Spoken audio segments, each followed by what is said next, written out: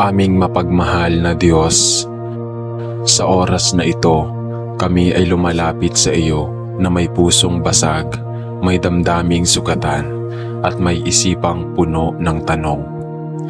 Panginoon, sa bawat takbang ng aming buhay, hindi po namin maiiwasan ang masaktan at makasakit. Napakarami pong pagkakataon na ang sakit ay mag-iwan ng malalim na bakas sa aming kalooban.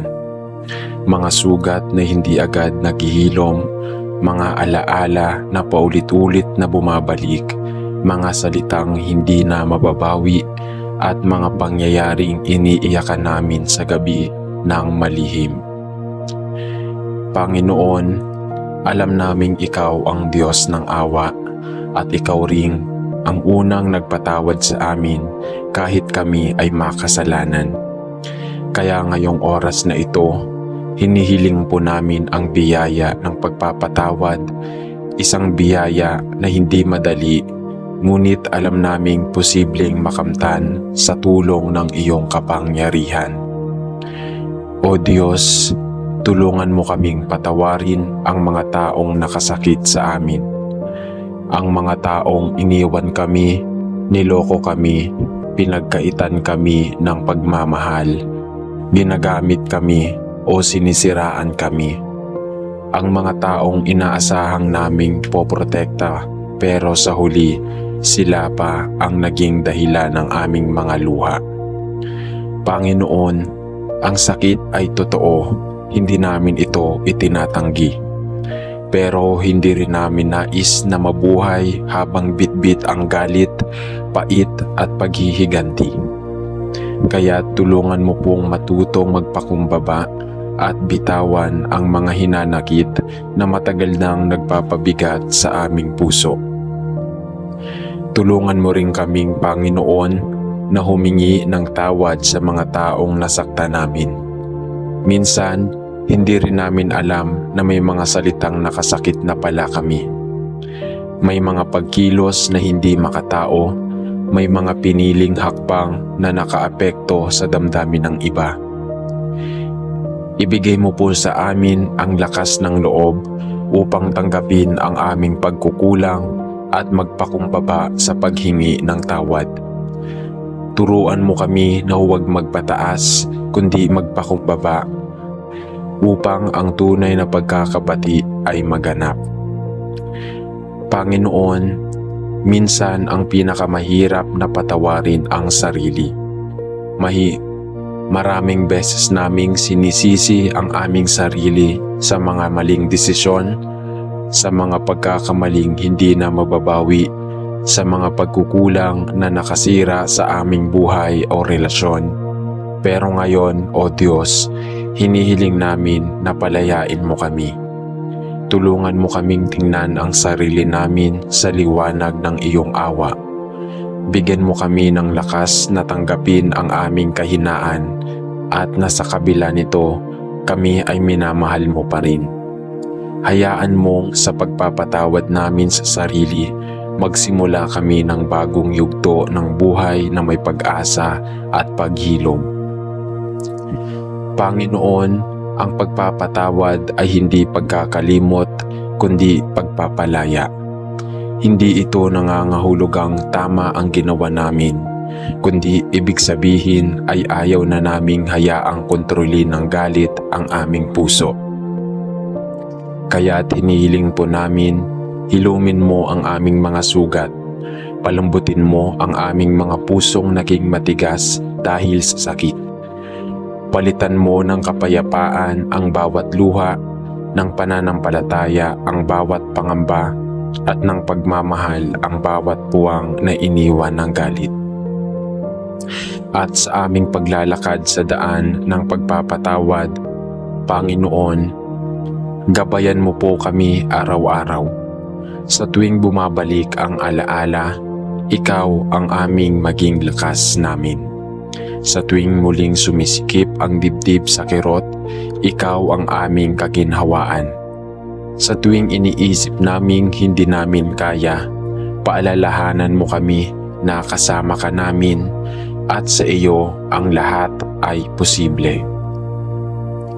Maraming salamat, O Diyos ng kapayapaan at paghilom. Salamat sa inyong walang hanggang pagmamahal na siyang nagiging gabay namin sa bawat takbang. Patuloy mo po kaming baguhin, linisin at palayain upang sa huli kami ay maging daluyan rin ng pagpapala sa iba. Sa pangalan ng iyong anak na si Jesus, ang pinakadakilang halimbawa ng kapatawaran. Ito po ang aming taus-pusong panalangin. Amen. Aming Amang nasa langit, kami po ay lumalapit sa inyong banal na presensya na may pusong sugatan, ngunit bukas sa kagalingan. Panginoon, alam naming hindi madali ang pagpapatawad, lalo na kapag malalim ang sugat na iniwan ng sakit. Subalit sa bawat patak ng luha, sa bawat alaala ng kirot, ipinapaalala mo na sa amin na ikaw ay Diyos ng awa at habag. Turuan mo po kami, O Diyos, na hindi maging alipin ng galit, puot at hinanakit. Alisin mo po sa aming puso ang mga tanikala ng sakit at palitan mo po ito ng kapayapaan mula sa iyo. Panginoon, kami po ay humihiling ng lakas ng loob upang harapin ang mga taong nakasakit sa amin. Hindi upang gantihan sila, kundi upang itaas namin sila sa inyong kamay. Sa kabila ng aming pag-aalinlangan at takot, turuan mo kaming manalig na sa bawat pagpapatawad ay may kapayapaan kang kumikilos upang ayusin ang mga sirang ugnayan.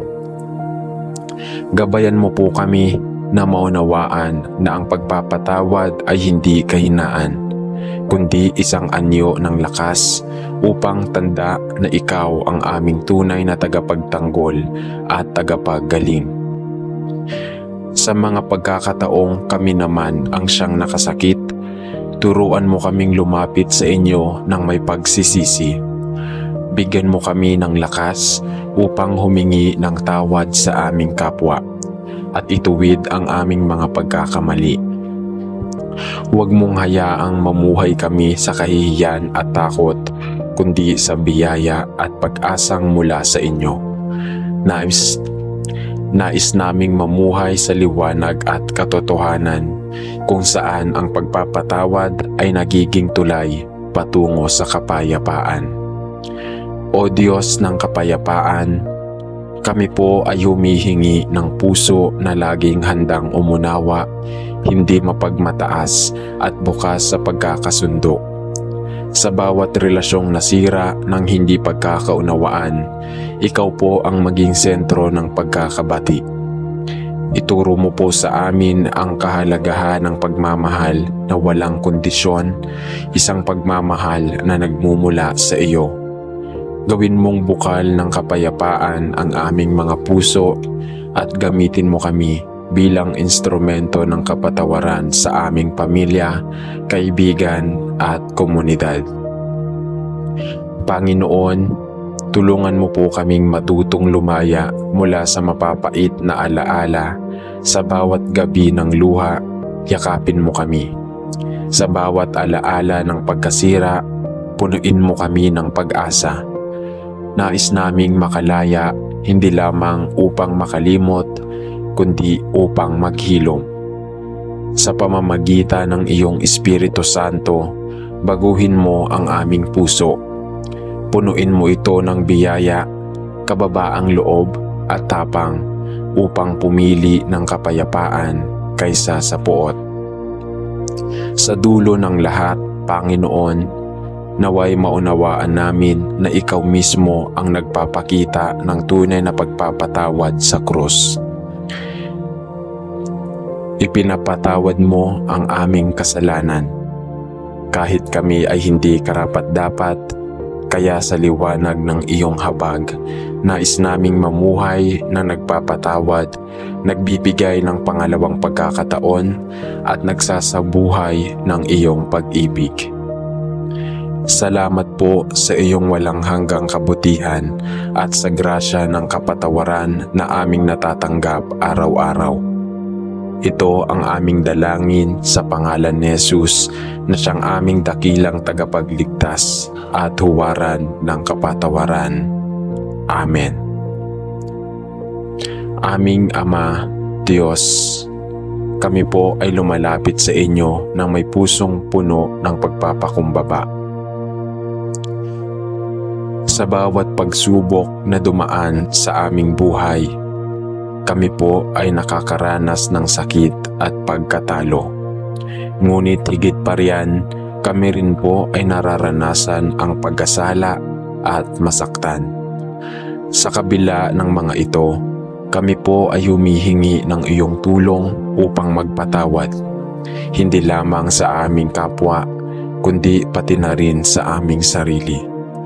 Nais po naming maghilom mula sa mga sugat na dulot ng mga pagkakamali at hindi pagkakaunawaan. O Diyos, patawarin mo po kami sa mga pagkakamali at kasalanang aming nagawa sa iba at kahit pa sa mga hindi naming direktang naisip o nagawang pagkakasala. Kami po ay nagpapakumbaba at humihingi ng iyong pag-unawa at pagpapatawad. Panginoon, naway matutunan namin ang tunay na kahulugan ng pagpapatawad, hindi upang makalimot, kundi upang maghilom. Ituro mo po sa amin ang kahalagahan ng pagpapatawad sa iba at bigyan kami ng lakas upang bitawan ang galit na matagal nang nagpapahirap sa amin. Turuan mo kami na ang pagpapatawad ay hindi isang tanda ng kahinaan, kundi isang aktibong desisyon ng paglaya mula sa mga bigat na dala-dala namin sa aming mga puso. Sa mga pagkakataong kami ay tinatabla ng galit at hinanakit, ipaalala mo po sa amin ang iyong salita. Patawarin mo ang iyong kapwa tulad ng pagpapatawad ko sa iyo. Naway magbigay kami ng kapayapaan. Naway magbigay kami ng kapatawaran na tulad ng sa iyo, walang kapantay, walang kondisyon at walang hanggan. O Diyos, nakikita mo ang mga sugatang puso ng bawat isa sa amin. Alam mo ang mga alaala ng pagkatalo, mga saulubin ng galit, at mga sugat na hindi pa gumagaling. Kami po ay lumalapit sa inyo upang ipagkaloob ang mga sugat na ito sa iyong mga kamay. Hayaan mo pong maghilom ang aming mga puso upang kami makapagsimula muli, magtulungan at magbigay ng tunay na kapatawaran sa aming mga kapwa. Naway maging mapagpakumbaba kami sa pagtanggap ng aming mga pagkakamali at magbigay ng pag-asa sa mga nasaktan at nagdusa dahil sa aming mga desisyon. Panginoon, kami po ay humihiling ng iyong gabay sa mga relasyon na nasira dahil sa hindi pagkakaunawaan at mga pagkakasala. Sa mga pagkakataong kami ay nasaktan at nagdulot ng distansya sa aming pamilya at mga kaibigan, ipakita mo po sa amin ang tamang landas ng reconciliation.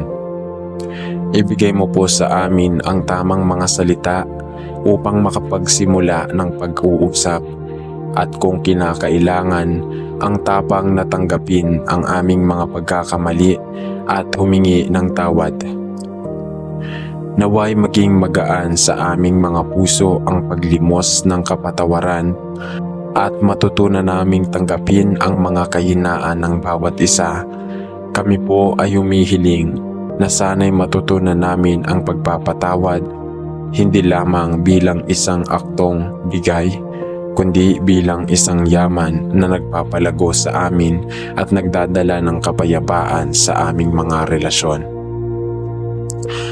Panginoon, sa mga oras na kami po ay nahihirapan sa pagpapatawad, naway maging modelo kami sa pagpapatawad na iyong ipinapakita sa amin.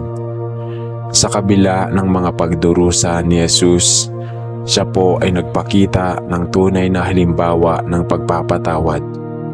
Sa kanyang mga huling salita sa krus, "Ama, patawarin mo sila, sapagkat hindi nila alam ang kanilang ginagawa." Ipinapakita niya sa amin ang kahulugan ng pagpapatawad sa kabila ng pagkakasalang isinasagawa laban sa Kanya. Naway kami rin po ay matutong magpatawad ng malalim, magpatawad mula sa puso at magpatawad upang kami maging malaya mula sa mga tanikala ng galit at hinanakit na matagal na nagpapabigat sa amin. Sa bawat takbang ng aming buhay, Panginoon, kami po ay humihiling ng lakas ng loob upang magpatuloy sa paglalakbay ng pagpapatawad. Kami po'y nakakaranas ng mga pagsubok na nagiging dahilan ng aming mga sugat sa mga malalaking pagkakasala ng iba sa amin. Kami po'y nahihirapan, ngunit nais naming magpatuloy sa buhay ng may kababaang loob. Naway matutunan namin na ang pagpapatawad ay hindi isang tanda ng pagiging mahina, kundi ng pagiging matatag sa pag-ibig at sa ating relasyon sa inyo. Ang pagpapatawad ay isang pagkakataon na magpatuloy sa pag-ibig na hindi bumabalik sa nakaraan, kundi naglalakbay tungo sa hinaharap na puno ng pag-asa at pagkakasundo. Sa lahat ng ito, kami po ay humihingi ng lakas at biyaya upang mapatawad ang aming kapwa at upang maging buo at mapayapa ang aming mga puso. Patawarin mo kami, Panginoon, at tulungan mo kaming magpatawad tulad ng pagpapatawad mo sa amin. Sa pamamagitan ng iyong habag, kami po ay lumalapit at nagtitiwala na kami patuloy na pagpapalain sa inyong walang hanggang Ama. Ang pagpapatawad na ito ay hindi nagtatapos sa amin, kundi nagsisilbing daan upang maging instrumento kami ng iyong pag-ibig at kapayapaan sa lahat ng tao. Sa pangalan ni Jesus, Amen. Panginoon, kami po ay lumalapit sa inyo nang may pusong puno ng pagpapakumbaba at pasasalamat. Alam namin na kami ay hindi perpekto at kami po ay nagkakasala. Kaya't kami po ay humihingi ng iyong habag at pagpapatawad. Sa mga oras ng pagkatalo at sugat, kami po ay dumudulog sa iyo upang maghilom ang aming mga puso at isipan. Naway matutunan namin na ang pagpapatawad ay hindi lamang isang aksyon, kundi isang proseso ng paglaya at pagpapatawad sa aming mga sarili at sa aming kapwa. Panginoon, kami po ay humihingi ng lakas ng loob upang magpatawad sa kabila ng mga pagkatalo, pagkakamali at mga sugat na dulot ng hindi pagkakaunawaan. Kami po ay lumalapit upang magbigay ng pagpapatawad. Kami po ay nagiging matigas ang puso at minsan ay nahihirapan sa pagpapatawad. Ngunit kami po ay humihingi ng iyong gabay upang makita namin ang kahalagahan nito sa ating paglalakbay bilang mga tagasunod ni Kristo. Naway matutunan naming magpatawad hindi lamang sa mga maliliit na pagkakasala, kundi pati na rin sa malalim na sugat na nagdulot ng pagkawasak ng aming mga relasyon. Panginoon, kami po ay nagsusumamo sa iyo. Nagabayan mo kami sa pagpapatawad sa mga taong nagkasala sa amin. Naway mapawi ang aming galit, hinanakit at puot sa kanilang mga puso. Kami po ay hindi nag-iisa sa aming mga Kami po ay hindi nag-iisa sa aming mga pasakit at paghihirap. Ipinagdarasal namin ang mga tao na nagdulot ng sakit sa aming mga puso. Kami po ay humihiling na sana'y magkaroon sila ng pagkakataon na magbago at magsisi sa kanilang mga ginawa. upang sa ganitong paraan makamtan nila ang kapatawaran na ipinagkakaloob mo sa amin. Sa mga oras ng kalituhan at mga pagkakatalo, naway magpatuloy kami sa pagpapatawad at paghihilom. Panginoon, ipinagdarasal namin na matutunan namin ang pagpapatawad sa lahat ng aspeto ng aming buhay. Sa mga taong naging sanhi ng aming kalungkutan, sa mga hindi pagkakaunawaan sa pamilya at kaibigan, at higit sa lahat, sa sarili naming mga pagkakamali. Ipinagdarasal namin na sana'y makapagbigay kami ng kapatawaran sa mga pagkakamali namin mismo ang naging sanhi at nagdulot ng sakit sa aming mga mahal sa buhay. O Diyos, ipagkaloob mo po sa amin ang mga pagkakataon na magpatawad at magpatuloy sa buhay ng may pag-asa. Sa mga oras na kami ay tinatablan ng galit at hinahanakit, bigyan mo po kami ng lakas na magpatuloy at huwag maging biktima ng aming emosyon. Naway magtulungan kami upang mapagtagumpayan ang mga pagsubok na magpapatawad. Ipinagdarasal namin na sana'y matutunan namin na ang pagpapatawad ay isang hakbang patungo sa pagpapalaya at hindi isang tanda ng kahinaan. Naway maging matuwid kami mula sa mga sugat at magsimula ng mga bagong relasyon na may lakas at pag-ibig. Panginoon, ipinagdarasal namin ang aming mga pamilya, mga kaibigan at mga mahal sa buhay na nahihirapan din sa mga sugat at pagkatalo sa kanilang mga buhay.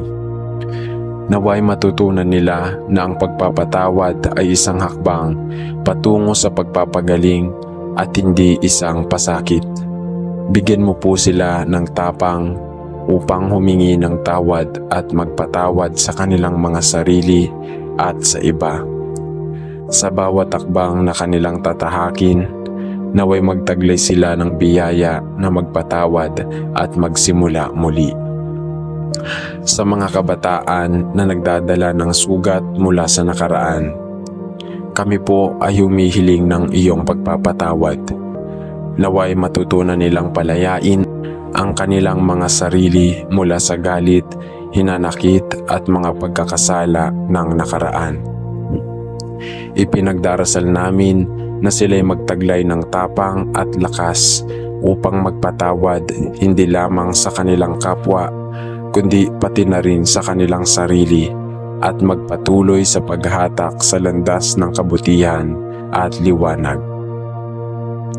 Panginoon, kami po ay humihiling ng iyong gabay upang matutunan naming maging mapagpakumbaba sa paghingi ng tawad at pagpapatawad.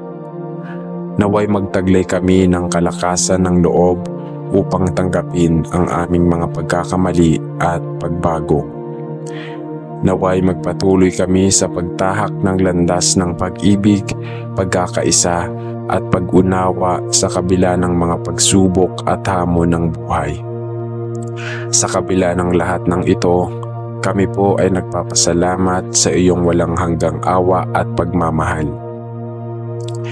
Panginoon, ipinagdarasal namin na sana'y patuloy kaming magtaglay ng pagpapatawad sa lahat ng aspeto ng aming buhay. Ang pagpapatawad ay isang pagninilay na nagpapalago sa amin at nagpapalalim sa aming relasyon sa iyo. Ibinubuksan nito ang aming mga puso sa mas malalim na pag-unawa sa iyong plano para sa amin at nagiging daan upang magtagumpay kami sa aming paglalakbay. Salamat po sa iyong walang sawang gabay at pagmamahal. Lahat ng ito ay aming ipinagdarasal at dinadalangin sa pangalan ni Jesus. Amen.